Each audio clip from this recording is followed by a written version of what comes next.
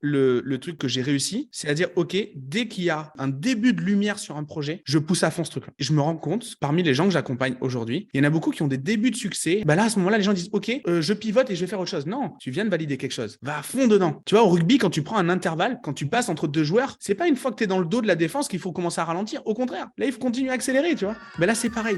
Je suis Mohamed Bouclé, auteur, conférencier et formateur en technique d'apprentissage. Je suis vice-champion du monde de lecture rapide et triple champion de France de mind mapping. Dans le podcast Connaissance illimitée, on démocratise les techniques d'apprentissage. Le but de ce podcast est de parcourir la vie de plusieurs personnes inspirantes pour vous démontrer que la réussite est à portée de tous. Paix sur vous, bienvenue dans ce nouvel épisode du podcast Connaissance illimitée et j'ai l'honneur d'accueillir Gérald Faure qui est le fondateur de l'Incubateur. C'est une formation entrepreneuriale qui a accompagné plus de 6000 personnes, si je ne me trompe pas, ou plus de 5000. 5800 pour l'instant. Combien? 5800? Pour l'instant, 5800. Bon, presque 6000 personnes, on y est presque, c'est juste une question de jours. Il est l'hôte du podcast Les Gros Mots, un podcast incroyable dans lequel je suis déjà passé. Je vous invite à aller écouter cet épisode. Et aujourd'hui, j'ai l'honneur de l'accueillir parmi nous. Salut Gérald, comment tu vas? Bah écoute, ça va super bien. Merci beaucoup pour l'invitation. C'est un honneur de pouvoir passer sur ton podcast. Super, merci d'avoir accepté. Et la première question que je te pose, naturellement, c'est de te présenter pour ceux qui ne te connaissent pas, tout simplement. Ouais, bah avec plaisir. Comme tu l'as dit, je suis j'ai ces deux projets qui me rendent un petit peu visible, mais sinon à côté de ça, je suis un papa de deux enfants et je suis marié, je vis à Bordeaux et du coup je suis passionné d'entrepreneuriat depuis un petit moment parce que j'ai toujours entrepris quasiment depuis le départ. Du moins depuis ma majorité, j'ai aujourd'hui 33 ans. Et donc voilà, donc j'ai fait plein de projets. Moi, au départ, je suis développeur web, donc j'ai appris la programmation. Et aujourd'hui, j'apprends tout ce que j'ai, toutes les phases par lesquelles je suis passé. On découpe ça et puis on distille cet enseignement aux membres de l'incubateur entreprendre. Bon, super. Et c'est incroyable, tu as dit que tu as toujours entrepris, c'est-à-dire, c'est que après le bac, tu n'es pas allé en école, tu n'as pas continué et tu as commencé à entreprendre ou comment ça s'est passé? Si, en fait, je me suis mis en auto-entreprise en même temps que l'école d'ingé, donc post-bac, où au départ, tout simplement, je faisais des sites web, donc vraiment tout à fait classique pour une personne qui apprend à développer. Donc, je faisais des sites web à l'époque et je n'utilisais pas WordPress, je codais vraiment tout dans le dur et ce qu'on appelle from scratch et donc ça m'a permis de voir plein de petits projets et donc voilà, donc j'ai fait ça à partir de mes 19 ans à peu près. Et tu as continué à faire ça. Ouais, est-ce que tu peux me faire un peu le process? Donc, tu as eu le bac. Ouais. Ensuite, tu es parti directement. Tu as fait une prépa, école d'ingé, tu as fait quoi? Non, alors ouais, j'ai eu la chance de pas, j'ai pas eu besoin de faire la prépa parce qu'en fait le concours m'a affranchi de cette prépa-là, donc ça c'était plutôt cool. Donc j'ai fait mon bac, donc j'intègre cette école d'ingé. Au final, je me retrouve parce que j'avais pas envie de faire de petits jobs à côté et j'avais besoin tout simplement de gagner ma vie. Donc la solution la plus simple, c'était quand même et la plus rentable en même temps, c'était de faire ces sites web là. Donc je l'ai fait autour de chez moi. Et ce qui est plutôt bien dans les petites villes de campagne comme ça, c'est que tu connais vite tout le monde et que tout le monde en a plutôt besoin et tout. Et du coup, je te parle d'un truc d'il y a bientôt 15 ans. Donc c'est il y a 12 ans exactement. Donc en fait, voilà, les sites web, il y en avait moins que maintenant. Donc j'ai fait ça. Et je me suis retrouvé donc là, au départ, c'était purement être prestataire. Je faisais de l'auto-entreprise de manière très classique. Je faisais des sites web et quelques petites prestations comme ça.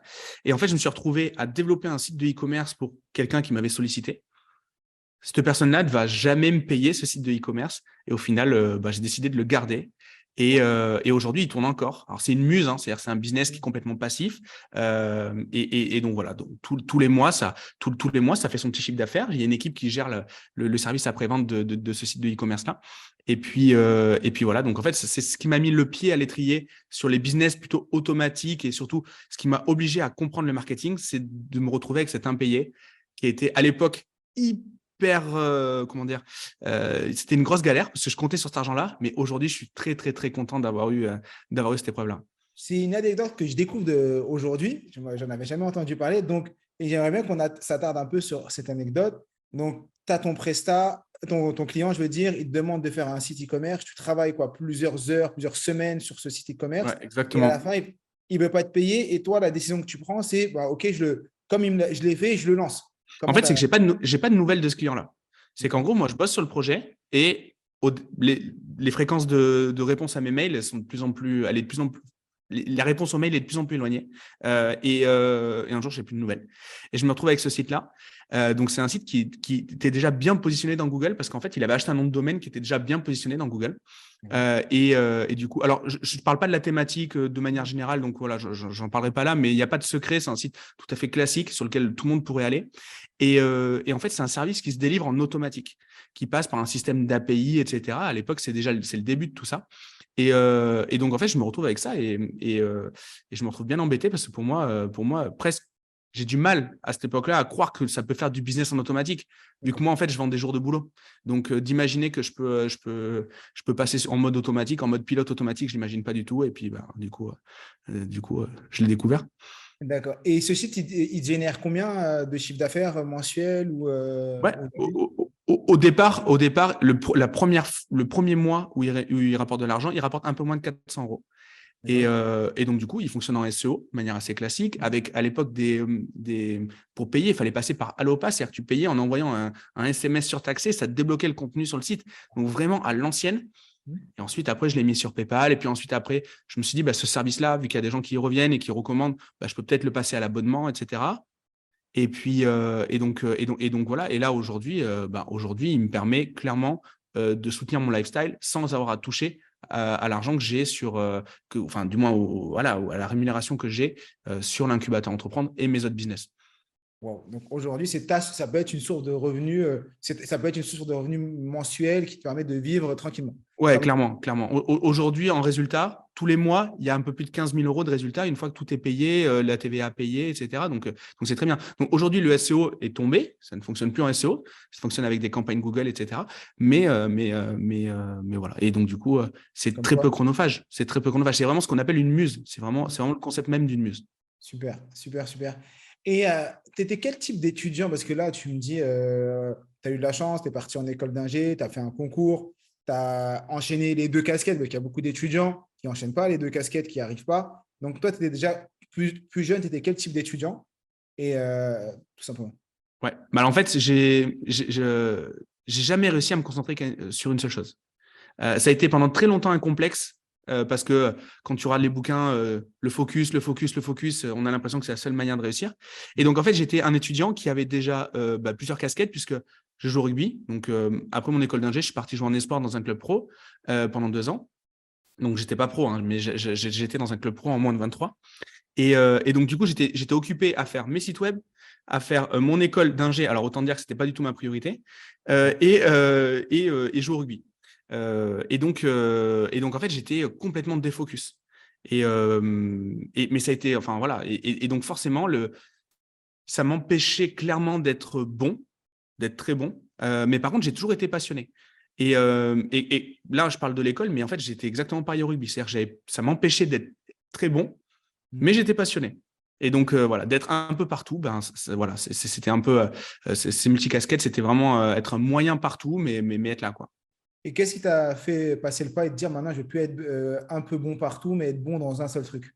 Je ne sais pas si en fait j'ai vraiment passé je sais pas si maintenant, aujourd'hui, je suis vraiment très bon dans un truc. Mais par contre, en fait, voilà, je ne sais pas si cette situation-là a changé, mais par contre, je commence à l'accepter. Parce qu'en fait, je me rends compte que ma force, c'est de pouvoir initier justement beaucoup de projets et d'avoir sur le volume de projets un taux de succès, un taux de réussite de ces projets-là. Alors, quand je dis réussite, ce n'est pas forcément des projets qui font des milliards, mais des taux de succès, c'est-à-dire des hypothèses qui se valident. Voilà, il y en a plus qui se valident que qui ne se valident pas. Et donc, en fait, j'ai compris que c'était ce qu'il fallait que je fasse. Mon boulot, c'est de trouver des opportunités et ensuite de les mettre sur pied. Et très rapidement, après, trouver des gens qui, eux, peuvent s'en occuper à temps plein. Voilà. Et donc, c'est vraiment ça, moi, mon boulot aujourd'hui. Donc, ton boulot, c'est de trouver des opportunités. Et est-ce que tu as déjà matérialisé et conceptualisé un process pour trouver des opportunités? Moi, je suis là, je me dis, mais moi aussi, j'aimerais trouver des opportunités. Les personnes qui nous écoutent, là, c'est un peu un épisode qui sort un peu de ce qu'on dit habituellement. Donc là, toi, tu es plus dans l'entrepreneuriat. Et moi, j'aimerais avoir des opportunités. Et comment je sais que c'est une opportunité et j'y vais? C'est une excellente question. C'est une quête que j'ai depuis très longtemps à vouloir modéliser la créativité. J'ai écrit 1000 trucs dessus déjà. Et en fait, je pense que c'est très compliqué. Je pense que c'est très compliqué de créer ça.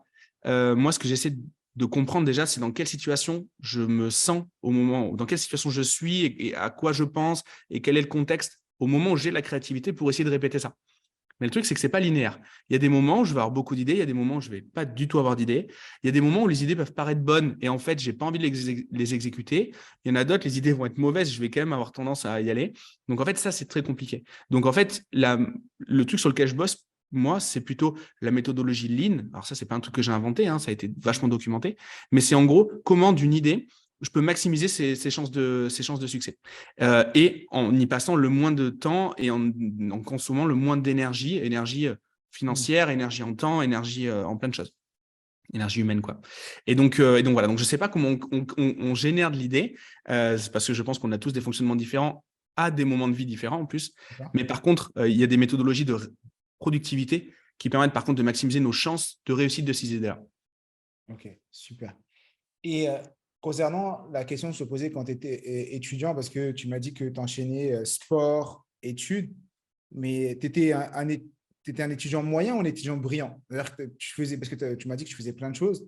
Est-ce que tu avais des facilités ou tu étais un bosseur ou pas?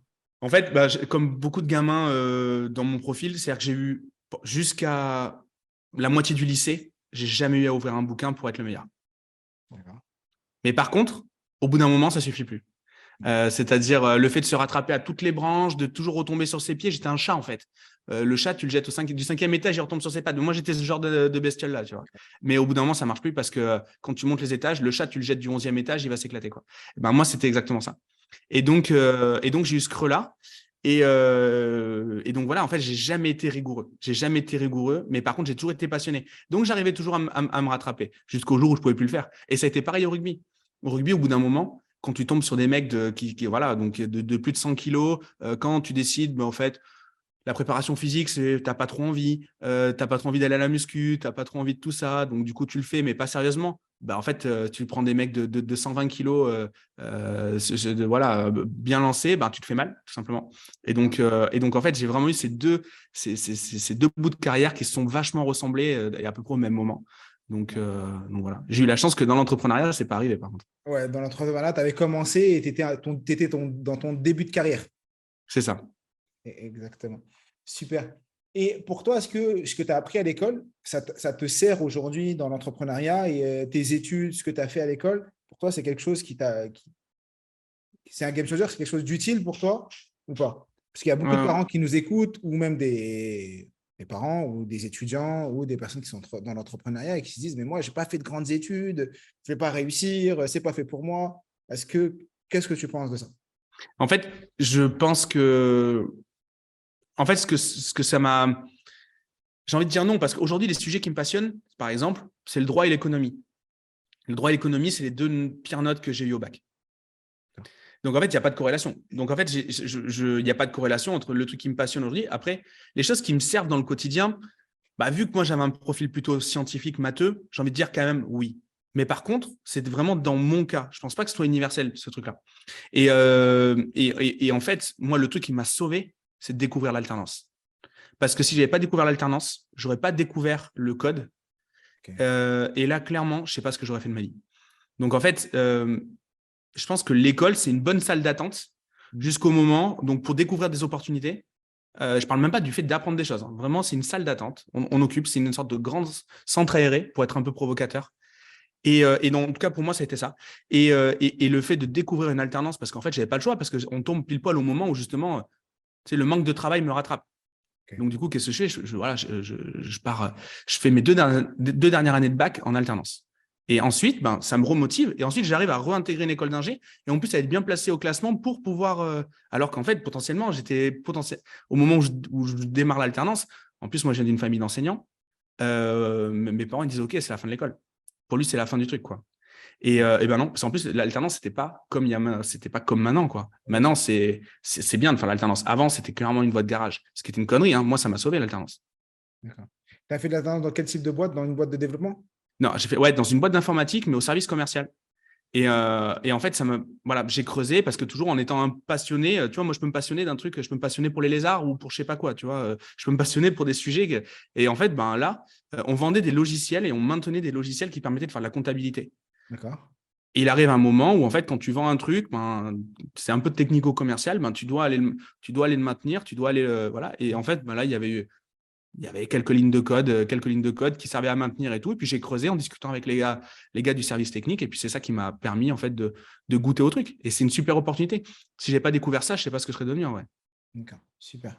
Non, mais c'est des choses qui nous arrivent dans la vie et il n'y a pas il y a pas d'hasard que des rendez-vous. Il y a pas de hasard, il n'y a que des rendez-vous. Je voulais revenir sur un des éléments que tu as donné tout à l'heure, sur le fait que l'image du chat qui saute du 11e, et là, bah là ça ne marche pas. Ça marche au début quand tu sautes du 3e et tu dis c'est bon, je vais me retenir sur des branches et tout. Mais à partir d'un certain moment, c'est plus compliqué. Est-ce que toi, parce que tu ne l'as pas dit, mais tu fais aussi de l'accompagnement, tu accompagnes aussi des entrepreneurs donc dans ta formation, mais également de manière individuelle.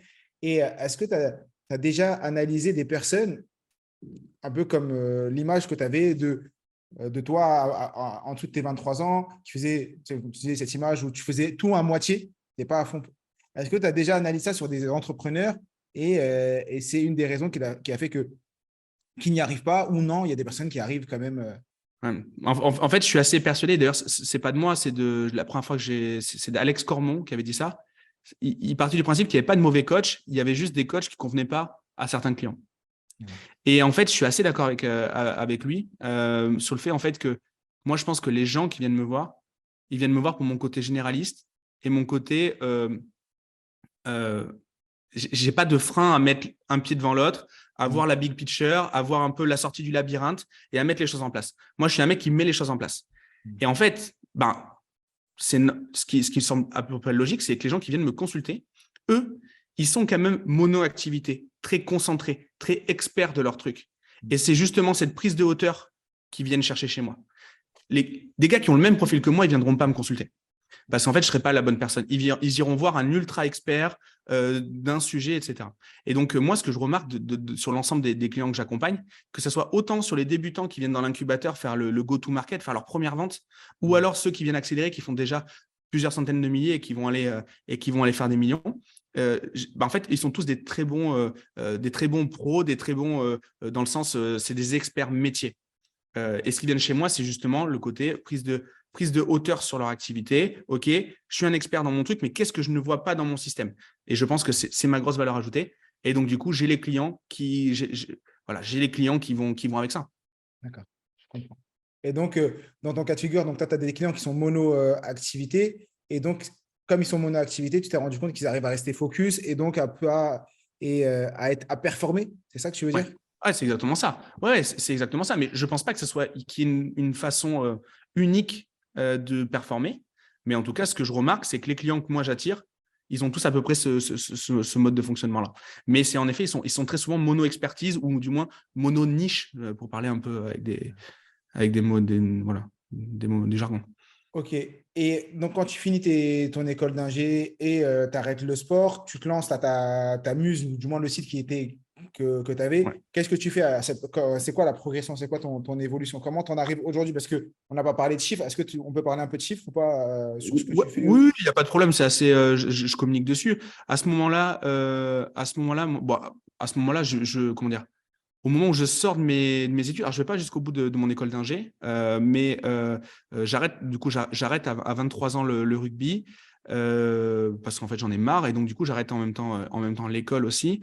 Et donc là, à ce moment-là, je gagne plus que mes parents réunis. Tu vois. Mes parents, c'était le couple qui gagne entre 3 et 4 000 balles, truc assez classique en France, tu vois, en mode le couple de campagne, voilà, tu vois, une couple normale, quoi, tu vois. Ils sont enseignants, ils travaillent Ouais, dans voilà, c'est ça. Ma mère, elle est adjointe et mon père, il est prof. Donc, c'est exactement ça. Et donc je gagne, je dois gagner entre 4 et 5 000 balles en freelance. Donc, c'est très, très bien. Du coup, suite à ça, en fait, moi, je suis appelé pour faire une mission des missions de consulting dans un truc assez technique. Je vais implémenter des GPS sur des bateaux de course à l'étranger, sur des courses. Voilà, donc ça, c'est un truc assez technique. Et ce qui est plutôt bien, c'est que en fait, j'ai des longs temps de voyage et donc ça me permet en fait de rebosser sur mes muses de rebosser sur mes sites. Et à ce moment-là, je fais toute une armée de sites de e-commerce. Là, j'en lance au fur et à mesure. J'ai rencontré La à ce moment-là… première fonctionnait, tu t'es dit, je vais reproduire la même chose, Exactement. mais sur plein de thématiques différentes. Exactement. Là, j'ai senti qu'il fallait que j'y aille. J'avais découvert du coup le SEO dans une première, donc le référencement naturel, le référencement gratuit, comme on dit. C'est un abus de langage, mais souvent on appelle ça comme ça. Et après, je découvre le référencement payant. Donc, comment je peux payer Google pour être premier, donc me faire gagner du temps, me faire gagner en certitude, etc. Et du coup, me revenir beaucoup moins cher, même si je paye, parce que du coup, il y a moins de temps de travail. Et ensuite, après, je découvre la pub sur Facebook avec Baptiste, du coup, qui me rejoint à ce moment-là, donc mon associé historique sur cette activité-là. Puis, on lance des sites de e-commerce, on continue à développer des choses, etc. Et puis, on arrête complètement à faire de la presta. On arrête à faire de la presta et puis on se met à fond dans le e-commerce. Et donc, ça, je vais faire ça jusqu'à mes 30 ans à peu près. T'as quel âge maintenant? Là, j'ai 33. Ouais, Là, c'est j'ai ça. 33. Et ça t'a ramené jusqu'à plusieurs millions d'euros Ouais. de chiffre d'affaires. Petite pause pour te dire que si l'épisode te plaît, like, abonne-toi et mets 5 étoiles pour nous soutenir. Juste avant l'année du Covid, on fait 6,4 millions. L'année suivante, on fait 6,2 millions. Et là, l'an dernier, on a fait 11 millions parce qu'on a intégré la partie formation et que là, on a vachement accéléré avec tout un réseau de partenaires, etc. Et donc, du coup, on a vachement bien développé. Mais moi, à mes 30 ans, en fait, même si je développe hyper bien ma vie, j'ai plus envie de faire que du e-commerce avec des projets qui n'ont pas de sens, quoi. Parce que si tu veux, j'étais le roi de la gamelle pour chat, tu vois. J'avais vendu des gamelles pour chat à tous les chats de France, tu vois. Mais à côté de ça, quand tu vas chercher tes gamins à C'était un des l'école… produits, ça? Ouais, c'était un truc. En plus, j'en ai beaucoup parlé, donc j'en parle. Mais Ah, je savais pas. moi, le truc, c'est que tu vas chercher tes gamins à l'école. Qu'est-ce que tu racontes sur le parking quand tu discutes avec les parents, tu vois? Bah, tu vends des gamelles pour chat. Ouais, mais au bout d'un moment, tu sais très bien que tu n'as pas envie de ça, tu vois. Tu n'as pas envie, tu vois, tu as envie de… Parce que je dis pour les parents, mais les parents, en fait, on s'en fout. Je dis ça, mais c'est parce qu'en fait, c'est que je n'avais pas envie de m'identifier à ce business-là. Pas parce que c'était crade, parce que je suis très content, ça m'a sorti, voilà, ça m'a sorti enfin voilà, ça m'a amené là où je devais aller. Bien Et sûr. donc, c'est trop bien. Là-dessus, on ne crache pas dessus, évidemment. Bien sûr. Mais au bout d'un moment, il faut s'accomplir. Ce qui est incroyable, pour ceux qui nous écoutent, donc, tu vas en école d'ingé, tu obtiens plein ton diplôme. Donc, aujourd'hui, tu n'as que… Ah, j'ai mon bac. T'as que Aujourd'hui, le j'ai mon bac. bac. En termes de diplôme, tu n'as que le bac. J'ai que mon bac. Et Ouais. donc, pour beaucoup de parents ou de personnes, ils disent, attends, il a que le bac. Donc, dans la vie de tous les jours, il ne va pas s'en sortir. S'il a arrêté son école d'ingé, c'est qu'il n'était pas brillant. Et aujourd'hui, donc l'année dernière, tu fais 11 millions de chiffre d'affaires. Donc, pas le bac à 11 millions. Si tu veux, oui. Non, mais je fais le Ah, mais c'est raccourci. vrai, tu as raison. C'est un raccoursi. C'est un raccourci. Et en un an, parce que ce n'est pas 11 millions cumulés, c'est 11 millions sur l'année, Ouais. donc sur 12 mois. Ouais. Donc, tu es presque à 1 million par mois, pendant qu'aujourd'hui, on entend la crise et tout. C'est du chiffre d'affaires, hein, bien sûr. Oui, bien sûr. Pour remettre ça dans le contexte, c'est du chiffre d'affaires, ce n'est pas du bénéfice, il y a plein de choses. Ce n'est pas ce qui reste et encore.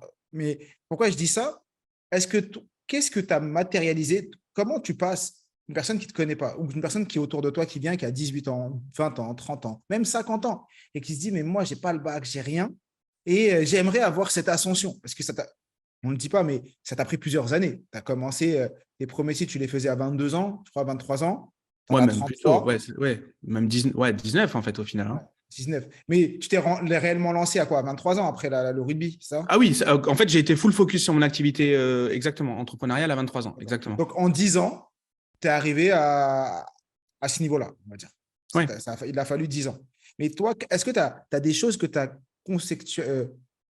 des concepts, des choses que tu as matérialisées en disant, bah là, moi, c'est ça que j'ai utilisé pendant ces 10 ans qui me permettent d'arriver jusqu'à là, parce que tu es quand même un dinosaure du business. Des gens en 10 ans dans le business, il n'y en a pas beaucoup et qui font encore ces chiffres-là.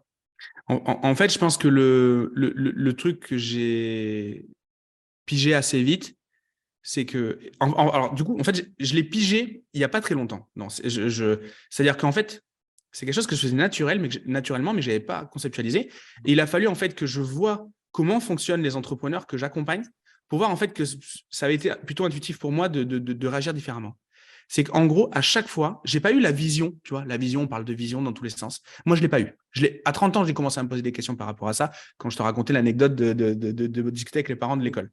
Mais en fait, réellement, le truc que j'ai réussi, c'est à dire, OK, dès qu'il y a un début de lumière sur un projet, je pousse à fond ce truc-là. D'accord. Et en fait, je me rends compte que parmi les gens que j'accompagne aujourd'hui, il y en a beaucoup qui ont des débuts de succès. Alors, le terme un peu pompeux, c'est les product market fit.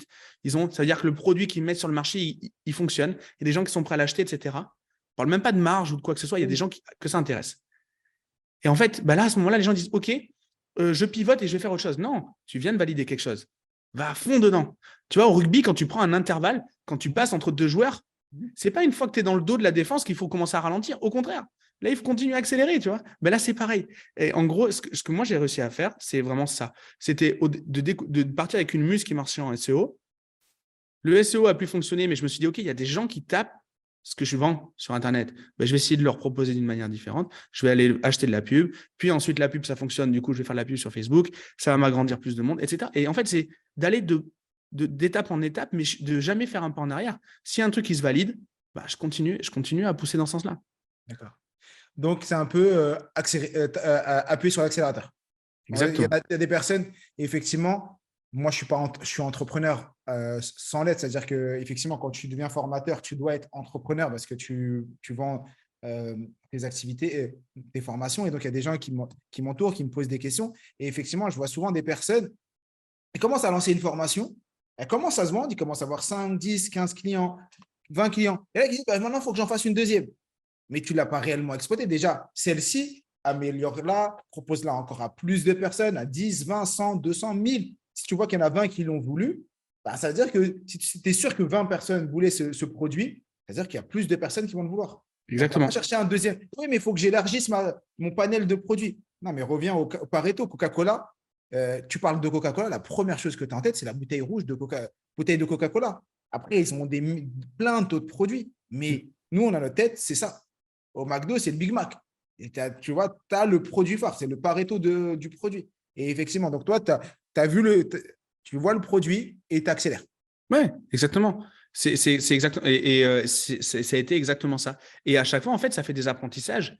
Quand je vendais des gamelles pour chat et que ça fait rire tout le monde quand je le dis parce que c'est drôle, et d'ailleurs, c'est pour ça que je le dis, clairement, on n'a pas vendu que ça. Mais en fait, ça m'a vachement servi ce moment-là, au moment où je me suis mis à vendre des formations. Déjà, parce que ça m'a permis déjà d'avoir un cas, de l'expliquer à mes clients dans la pédagogie, mais également dans mon marketing. C'est quand tu vends des gamelles pour chat et que tu arrives à t'en sortir en vendant des gamelles à 11 balles, 13 balles. Comment ça se passe quand tu vends des formations à 1 500 euros? Forcément, tu as plus de place pour faire de la marge. Ton marketing, si tu as la même rigueur sur un produit que tu vends 100 fois moins cher, tu as des chances de… Et donc, en fait, à chaque fois, c'était capitalisé sur ces expériences-là, même si elles paraissent rigolotes et qu'elles paraissent un petit peu aller dans tous les sens. Dans tous les cas, ça allait dans tous les sens. Mais il y a toujours un point commun, c'était que c'est engranger de l'expérience. Et quand il y a un début de truc qui marche, c'est à fond dedans. D'accord. Est-ce que tu peux transposer ça, là, on est sur l'entrepreneuriat, est-ce que tu penses qu'on peut transposer ça dans la vie de tous les jours pour une maman, pour un papa, pour un salarié ou pas? Ouais, bien sûr. Si par exemple, je sais que avec mes gamins, parce que voilà, je vais prendre cet exemple-là, il y a une façon qui fonctionne pour endormir ma fille de 5 ans. Elle est un peu dure pour s'endormir. Et admettons, si je sais qu'il y a un type d'histoire à lui raconter, ou alors il y a une activité que je dois lui faire avant d'aller au lit, ou autre chose. Si je sais que ça fonctionne, pourquoi je vais itérer sur autre chose? Tu vois, moi, je suis pour l'itération, parce que je pense que c'est la clé pour trouver le product market fit, pour trouver la solution. Mais une fois qu'on a la solution, on n'itère plus. On va à fond dedans. Donc, je prends l'exemple, voilà, si c'est toujours la même histoire. Nous, notre fille, c'est bébé d'or. Toi, il faut toujours lui chanter cette chanson-là, et elle va avoir 5 ans à la fin de la semaine. Ça fait 5 ans qu'on lui chante tous les jours. Ouais. On n'a pas changé. On n'a pas changé. Alors, nous, ça nous gonfle, mais elle, ça l'endort. Donc, c'est ce qui compte, quoi, tu vois. C'est le résultat final. Le résultat final, c'est qu'elle s'endorme et qu'après, tu puisses avoir ta soirée et qu'elle puisse se reposer également. Super. Et est-ce que tu as un deuxième? Donc, tu as le premier, c'est celui-là. C'est rester focus. Tu vois quelque chose qui marche, tu appuies sur l'accélérateur, si je devais résumer. Est-ce que tu en as est-ce que tu en vois un deuxième? Ouais. Pour moi, il y a une autre clé. Du coup, je parlais d'itération. C'est qu'en fait, donc là, quand il y a un truc qui marche, on va à fond. Mais il y a aussi, du coup, le pendant de ça. Il faut toujours naviguer un peu entre les deux. C'est que si on est trop amoureux de ce que l'on vend, de ce que l'on propose, on ne va pas avoir la capacité à prendre de la distance et à justement faire des tests. Parce que les tests, c'est ce qui crée le succès. Je teste, alors je prends un exemple complètement caricatural, mais ma page de vente, elle est en jaune. je la mets en rouge, peut-être qu'elle marchera mieux. Mais si je suis fou amoureux du jaune, pour une raison, en fait, je ne vais pas prendre la distance nécessaire pour le tester. Alors là, comme je dis, c'est caricatural, mais on teste sur plein de choses. Je veux dire, la glu, au départ, quand c'est sorti, c'était pas pour coller c'était pas pour coller du papier ou des trucs en carton. C'était juste parce qu'au Vietnam, quand les mecs ils se coupaient, on pouvait pas leur faire des points, donc les militaires américains, parce que vu que c'était trop humide, la peau elle craquait, ça pétait. Et donc du coup, ils ont fait une colle qui évitait d'avoir à se recoudre. Maintenant, c'est devenu la glu. Et il y a beaucoup plus de gens qui utilisent de la glu pour coller des trucs chez eux que pour se recoudre quand ils se coupent chez eux. Ou des médecins préfèrent. Ben ça, c'est de l'itération. Alors, on parle de quelque chose d'industriel. Quand on vend des formations, quand on vend du consulting, et donc, du coup, quand on se vend à soi, ben forcément, c'est compliqué d'itérer. Mais en fait, la clé, elle est là, parce qu'en fait, on n'a pas tout juste du premier coup. Et donc, c'est avoir la distance nécessaire, c'est-à-dire de dire, OK, j'ai envie de faire ça, mais par contre, les gens n'ont peut-être pas envie de ça. Donc, du coup, je vais essayer. Donc, évidemment, je pars de mon intuition, mais je reste observateur. Et ensuite, je vais accepter le feedback, je vais accepter les retours et je vais les prendre en considération dans le développement de mon produit. D'accord. Donc là, c'est itérer, faire des feedbacks et mettre en application les feedbacks. Exactement. C'est la méthodologie du lean. Voilà, on est vraiment là-dedans. Démarrer petit et itérer pour être pour capter des signaux. Moi, j'aime bien dire il faut capter des signaux. C'est le boulot de l'entrepreneur, mais c'est exactement ça. Effectivement. C'est un peu aussi la méthode des petits pas. Peut-être des petits pas, c'est un pas après l'autre. Tu testes une chose, après, une fois que c'est ancré, tu fais une deuxième, une troisième, tu avances de cette manière. Et tu ne cherches pas directement le sommet. Tu vois, je te donne souvent cette image. Bah, si tu veux atteindre le sommet, bah, regarde d'abord, monte la première colline, la deuxième, la troisième, et après, tu arriveras au sommet. Pas directement aller chercher le haut. Effectivement. Et souvent, on dit 3. Donc, j'étais obligé de te demander 3. Est-ce que tu en as une dernière pour qu'on tombe sur le 3 ou tu penses que les deux, c'est suffisant? Non, c'est très. Non, c'est. Du coup, je remonte encore une étape au-dessus. Et pour moi, il y a une phrase. Alors, ça fait genre 5 fois que je l'ai dit en 2 semaines et je ne me rappelle pas de l'auteur. Donc, je suis désolé. Si un jour il écoute, qui disent qu'en fait, c'est lui qui a sorti cette phrase-là. Mais c'est qu'il faut démarrer tellement petit qu'en fait, ça paraîtrait impossible de dire non. Ça paraîtrait ridicule de ne pas le faire. Et en fait, je pense que c'est hyper, hyper, hyper important. Trop souvent, quand on veut lancer un truc, moi, les gens que j'ai dans mes formations, j'ai des mamans qui ont 45 ans, qui ont déjà eu une première partie de carrière, etc., qui ont eu des vies compliquées. Alors, je n'ai pas que ça, j'ai aussi des jeunes de 19 ans qui veulent… Mais en gros, quand moi, je vois ce genre d'entrepreneur, en fait, ça me rappelle ma mère, en fait, ça me rappelle mes parents. Et en fait, je me dis, en fait, elle est en train de réaliser son rêve de vie. Elle est en train de se réaliser. Et je trouve ça génial. Moi, je l'ai fait parce que je n'avais pas le choix, parce que j'allais dans tous les sens. Mais elle a attendu toute sa vie. Et toute sa vie, on lui a mis des obligations, ses gosses, son travail, ses trucs, ses machins. Et elle n'est jamais passée à l'action. Et donc, en fait, moi, je suis tellement fier en fait, quand je vois que déjà, ils sont dans la formation. Et ensuite, ils vont commencer à mettre quelque chose en place. Et là, à ce moment-là, elle a déjà fait le premier pas. C'est un peu comme quand tu t'inscris à la salle de sport.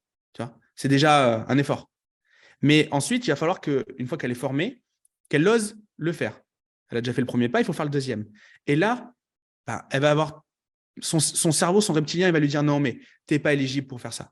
Tu n'auras pas le temps, tu n'as pas les compétences. Dans tous les cas, ça fait 20 piges qu'on dit que tu n'es bonne à rien. Et donc, ça, il faut qu'elle passe dessus. Il faut qu'elle démarre déjà par une petite victoire. Puis, une victoire un peu plus grosse. Puis, ça. Et à la fin, ça deviendra un entrepreneur successful. Mais il faut vraiment démarrer petit parce que sinon, notre cerveau, c'est notre pire ennemi au niveau de nos projets. D'accord. Effectivement, le cerveau, notre pire ennemi, c'est exactement ce que je dis dans mon livre Connaissance illimitée, dans le chapitre sur dépasser ses limites, ou c'est le chapitre 2, où naturellement, le cerveau nous crée des barrières mentales. C'est naturel. C'est l'autosabotage. C'est le plafond de verre qu'on va se créer naturellement. Et si on n'a pas l'habitude d'aller au-delà de cette voix intérieure qui nous dit tu ne vas pas y arriver, ce n'est pas possible, ce n'est pas fait pour toi, sachant qu'on a vécu dans notre vie des expériences qui viennent conforter l'idée qu'on se fait de nous, cette idée de je suis nul, je ne suis pas intelligent ou je suis bon, je suis fort, je vais y arriver. Mais dans 95% des gens, c'est plutôt je suis nul, je ne vais pas y arriver. Et ben, tu grandis avec cette croyance. Et la vérité qu'on a aujourd'hui, ce n'est pas la vérité d'il y a 6 mois ou il y a 1 an. Même la vérité de quand on avait 20 ans. Et donc, ce qui était impossible quand tu avais 20 ans, ce n'est pas pour autant que ce sera impossible aujourd'hui. Là-dessus, je suis 100% d'accord avec toi. Il y a un autre point aussi, c'est que moi, je suis persuadé que dans les relations humaines, c'est ultra malheureux. Franchement, je trouve ça ultra triste, mais que la réalité des relations humaines, c'est toujours une compétition. Même, même avec nos proches les plus proches, j'ai envie de dire nos conjoints, nos parents et peut-être nos enfants, parce que si c'est nos parents, c'est aussi nos enfants par effet ricochet. Et en fait, je suis persuadé, donc il y a des gens qui sont bienveillants, mais tout le monde ne l'est pas, hélas. Et dans tous les cas, c'est une compète. Et en fait, il y a deux manières d'être premier dans une compète. C'est soit d'être le premier incontestable, donc de vraiment de faire beaucoup mieux, soit d'être second et de descendre le premier. Ouais. Et donc, moi, j'ai beaucoup de gens dans l'incubateur. Et le problème, c'est que j'adorais que ça soit beaucoup de gens sur un faible éventail. Là, je parle de beaucoup de gens sur 5800 personnes. Mais qui Et disent en fait, quoi? il y en a Qui sont énormément qui rabaissés? ont été rabaissés toute leur vie, en fait. Et je trouve ça… Donc, déjà, la vie est compliquée. Si en plus de ça, on te savonne la planche, c'est compliqué, tu vois. C'est encore plus compliqué. Et donc, moi, pour ça, je pense qu'il faut être dans les petits succès. Et quand on a nos premiers succès et que du coup, on commence à y croire, à ce moment-là, la critique de dire, ouais, non, mais tu as réussi ce truc, mais ce truc-là est médiocre. Mais en fait, non, à ce moment-là, ça ne nous atteint plus. Parce qu'en fait, on s'en fout. On sait maintenant qu'on peut avoir confiance en soi. Et donc, on n'a pas que ce son de cloche unique qui est le son de cloche négatif de quelqu'un qui nous redescend en permanence. Et donc voilà. Est-ce que dans l'incubateur, les personnes que tu accompagnes, tu as eu des success stories ou des personnes que tu accompagnes de manière générale, sur l'incubateur ou de manière générale, parce que même avant, tu accompagnais des personnes en individuel, pas forcément dire la personne, mais des personnes qui étaient dans cet état d'esprit, là, comme tu as dit, qui n'avançaient pas et qui aujourd'hui cartonnent et sont complètement épanouies ou pas? Ouais, alors moi j'aime bien la citer, donc je lui passe le bonjour, c'est Tasnim que j'ai interviewé il n'y a pas très longtemps pour un témoignage. Tasnim, pour donner le contexte, elle a 16 ans, elle passe son bac de français cette année. 16 ans. Elle est venue, elle a réussi à venir dans la formation en utilisant le budget de formation de ses parents, etc. Bref, elle s'est débrouillée. Tasnim, elle est voilée, c'est une jeune femme, elle a 16 ans. Qu'est-ce qu'il y a d'autre qui pourrait être… Enfin bon, bref, j'ai pas besoin de te faire un dessin. Et en fait, quand je lui dis, OK, qu'est-ce que tu peux dire aux gens qui ont du mal à passer à l'action, etc., en sachant que du coup, elle a monté un business en e-commerce et elle vient de s'associer avec quelqu'un d'autre, avec Enzo dans l'incubateur, qui lui monte une startup, qui monte un produit technologique. Et donc, du coup… Elle a fait du chiffre d'affaires, là, elle est arrivée à générer ses premiers euros? Ouais, bah, en fait, ça lui évite aujourd'hui d'aller bosser en restauration ou quelque chose comme ça. Donc, en fait, elle fait ça en parallèle de son bac. Donc, c'est juste incroyable. Et Tasnim, je lui pose la question, je dis, bah voilà, Tasnim, qu'est-ce que tu peux dire aux gens qui aujourd'hui ont du mal à se lancer, etc., en sachant qu'elle pourrait être la fille de 90% des membres de l'incubateur de par son âge. Et elle dit, en fait, elle le dit avec ses mots, hein, mais si je le résume, c'est si moi j'y arrive, si moi je ne me suis pas posé de questions, je comprends. Enfin, en gros, vous pouvez y aller comme il faut parce qu'en fait, j'aurais eu toutes les raisons de ne pas y aller. Et en fait, moi, je trouve ça absolument génial. Et donc, ouais, du coup, elle est absolument… en plus, elle est rayonnante dans les coachings. Tu vois, en plus de ça, c'est qu'elle a un profil où elle va… tu vois, on adore tous la coacher, en fait. C'est que limite, on pourrait se battre pour la coacher, tu vois. Et en fait, je trouve ça absolument génial. Elle met de l'intention, elle est dans l'action. Et elle n'a pas peur de démarrer, elle n'a pas peur de faire les choses, de s'associer pour apprendre. Elle est force de proposition et donc je trouve ça absolument génial. Ouais, elle a mis en application exactement les 3 points que tu nous as dit tout à l'heure. Exactement. Et en plus, c'est Elle a la lumière, elle a accéléré, elle a essayé, elle passe étape par étape et elle commence tout petit et maintenant elle s'associe aussi pour grandir. Le piège avec Tasnim, c'est que tu lui laisses une faille de 1 cm dans ton discours, tu n'es pas précis, elle va mettre le doigt dessus, elle va dire, est-ce que tu peux m'expliquer ça parce que je ne comprends pas. Donc en coaching, on a intérêt d'être excellent, sinon elle nous défonce. Tu vois, elle veut tout comprendre. Donc mais ouais, voilà, elle est déterre de ouf. Et elle a la chance d'avoir des parents qui la poussent aussi. Donc c'est trop bien. C'est cool, c'est cool. Parfait, on arrive sur la fin de l'épisode, ça fait presque 40 minutes qu'on est ensemble, t'as partagé Déjà, ouais. plein de pépites. Et j'ai quelques questions que je pose souvent en fin d'épisode. La première, c'est si c'était ton dernier jour et que tu étais avec tes proches et que tu devais leur laisser un héritage, mais cet héritage, c'est un enseignement, une phrase, une parole, quelque chose qu'ils vont garder de toi. Ce serait quoi cet héritage? C'est une excellente question.